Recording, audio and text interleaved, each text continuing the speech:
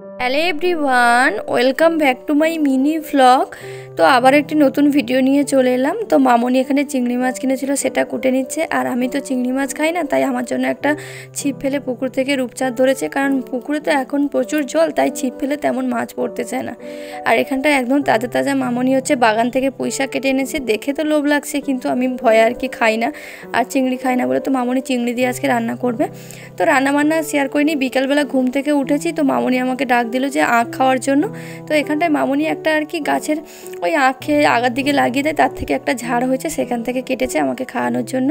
তো দেখো আজকের মেঘটা দেখো, দেখেই বোঝা যাচ্ছে যে শরৎকাল, পুজো আর বেশি দিন বাকি নেই। পেঁজা তুলোর মতন মেঘ একদম ভর্তি। আর আমি তো একদম আখ খেতে চাই না, কারণ ওইটা ছাড়ানোর ভয়ে প্রচণ্ড শক্ত হয়। তো এর আগে যখন বিয়ের আগে আখ খেতাম, বাবা তখন কেটে টুকরো টুকরো করে দিত, খেতাম। আর ঠিক তাই মামনি আজকে কেটে দিচ্ছে, বলে আমি একদম খেতে চাই না বলে, তাই কেটে কেটে টুকরো করে করে আমাকে দিচ্ছে। আর আমি সেগুলো বসে বসে আর কি খাচ্ছি।